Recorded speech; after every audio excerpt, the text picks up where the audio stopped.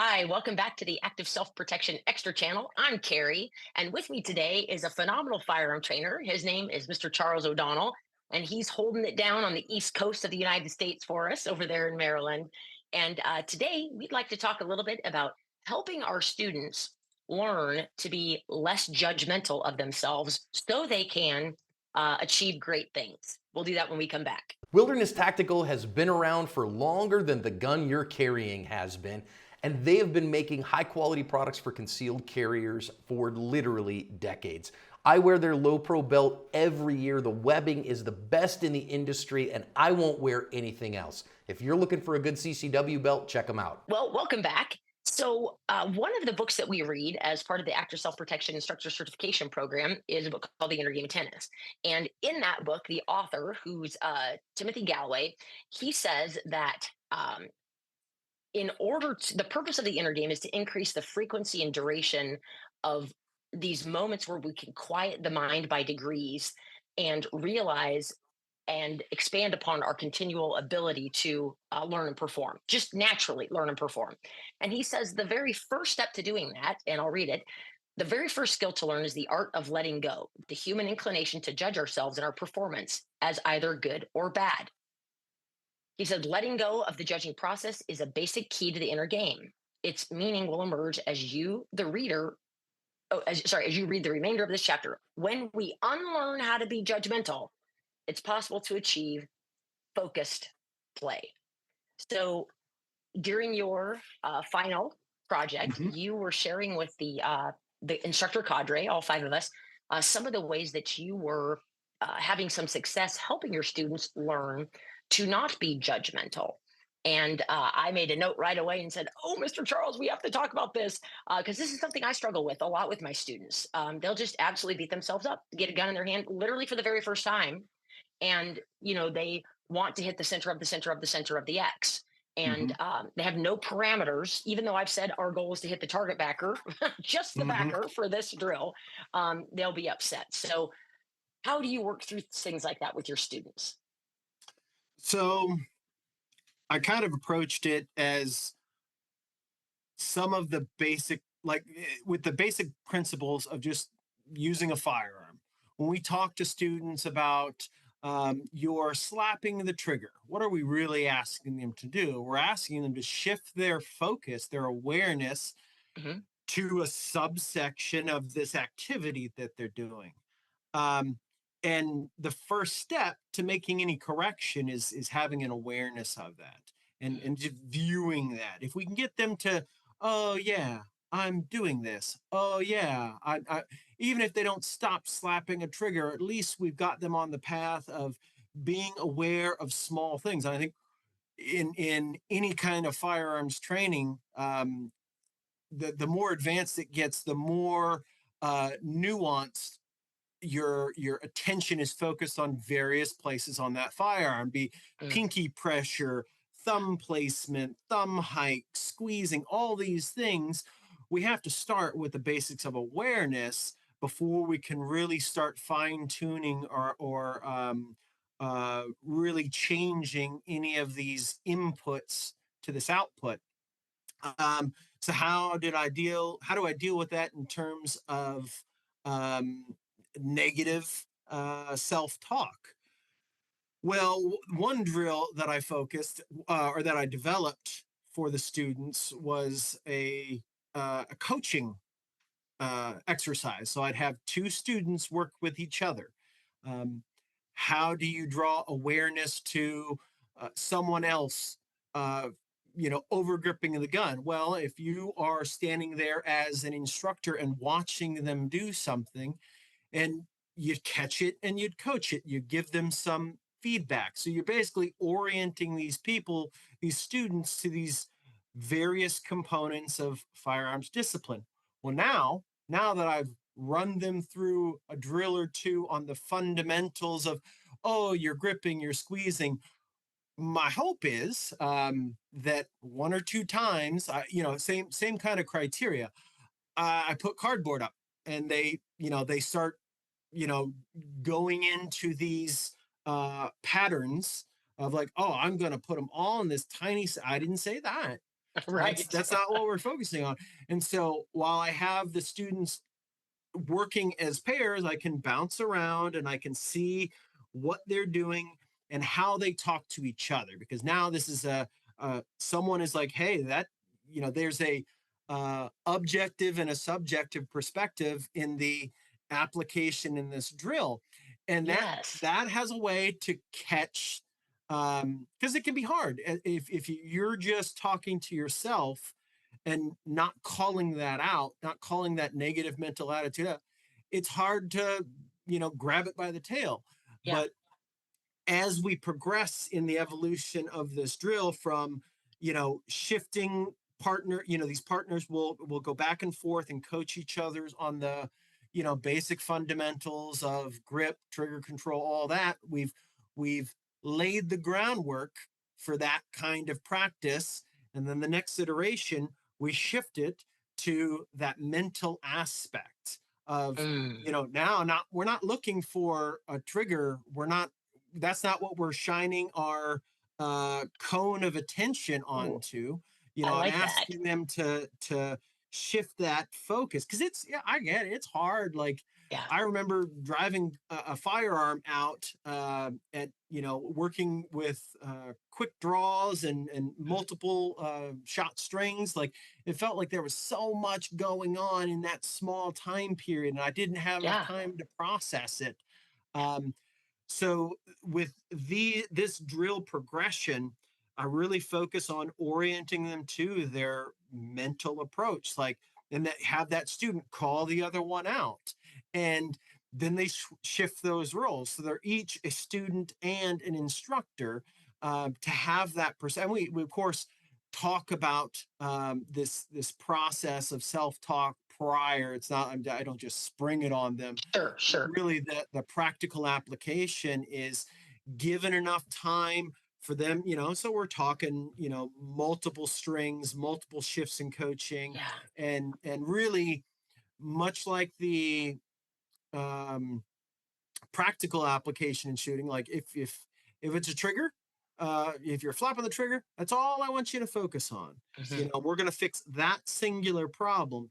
Same thing when we shift to and we're there in the first iteration. They just don't know it, and they, Sure.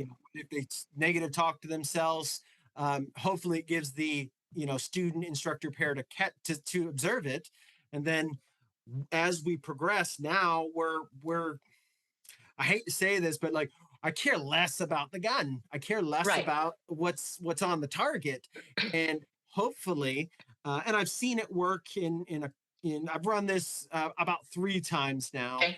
and usually the aha moments bubble up late in the second iteration, Okay.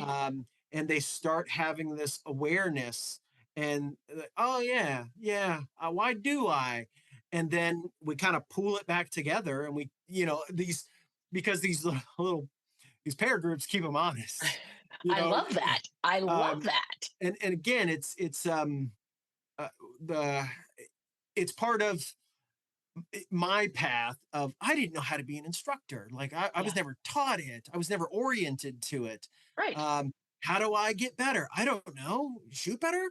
But really, I'm having them go through the process to watch someone else, because then when I'm not around, the common saying for me is, if you have awareness of what you're doing, that's important. That's the first step, because I'm not always going to be on your shoulder coaching you when you're off Yes. shooting with friends. So, more than hitting a target, more than getting a fast draw, developing that spark of awareness in the process that you're doing. Um, that is kind of the bar for me. If they can walk out, not, they start down that path. If I can get them to go, yeah, I do that. Then if they repeat it, they've caught Mm. themselves Yes. previously. Yes. And then they it's outside of, it's kind of like the whole, if you love a bird, let it go kind of thing. Yeah. If it works, if they have that self-realization, then it's rarely going to happen in the scope of a 4 hour, a 6 hour class. that they come full circle. But if I can plant that seed, if I can, consistently put that in there where they have that, that spark of awareness and go, Mhm. huh, why do I do? I'm doing that again. That's odd. Then that's the first step of them coming to the realization and them making that correction. We lay the found work and we talk about Sure. the process and we talk about, the pitfalls of either side of it, of negative or positive, Yeah. getting too full of yourself and congratulatory, can have the same folly as being overly Yes. critical. But ultimately, stepping back, shining your awareness on it is that first. I always tell my students, awareness of the trap is the first step to avoiding the trap. Oh, so So, true. so that's what I have kind of focused on. And again, it's uh, the nice thing about the positive mental attitude stuff is it doesn't have to always occur with ear pro on at the line. You know, Right. and that's I think the kind of holistic approach to it because once I noticed my negative self-talk in my Mhm. firearms world, I started kind of you know I was aware of it. I started Yeah. looking for it in other aspects of my life, and I found it. Yep. And I kind of had the process for identifying it and turning that volume down, and then objectively going like, is this doing me any good? Yeah.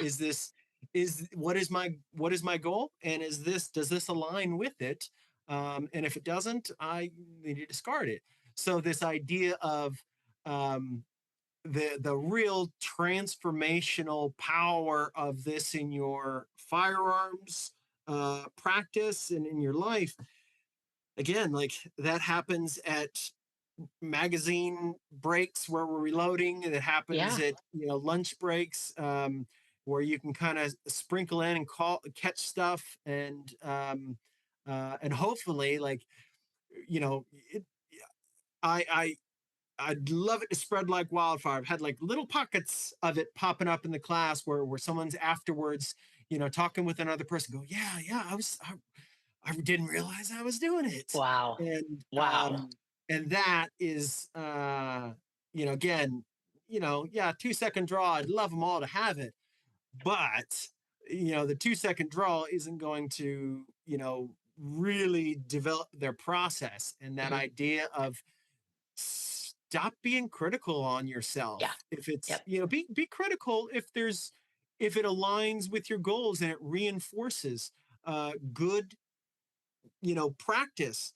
But if it's just I fell into the trap of like, this is I got to be hard on myself because I want to improve, and being hard on myself Yeah.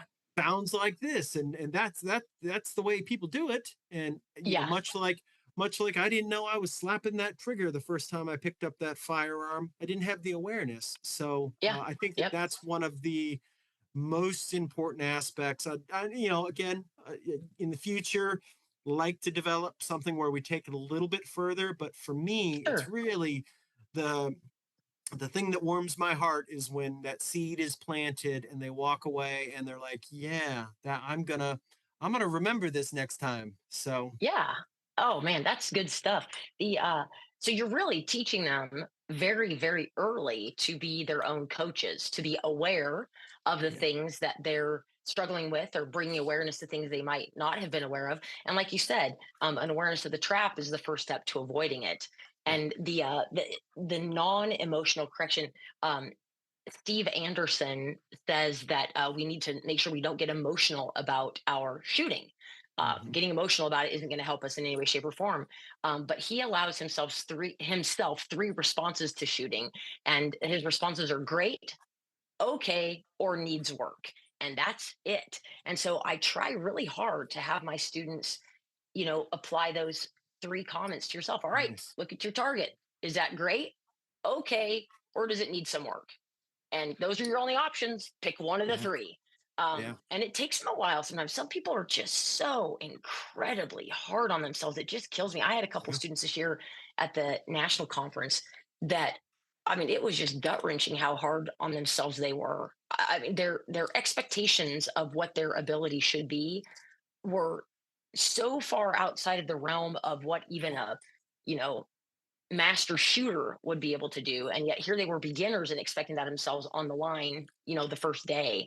And that was tough to see. But if we can help our students learn to not be emotional about their shooting and just to be non-judgmental, great, okay, needs work. And Yeah, like you said, bring awareness to those areas. I love that. absolutely. Good stuff. Well, thanks for your time, Mr. Charles. I really appreciate you talking about this topic with me. Yeah, not a problem. My pleasure.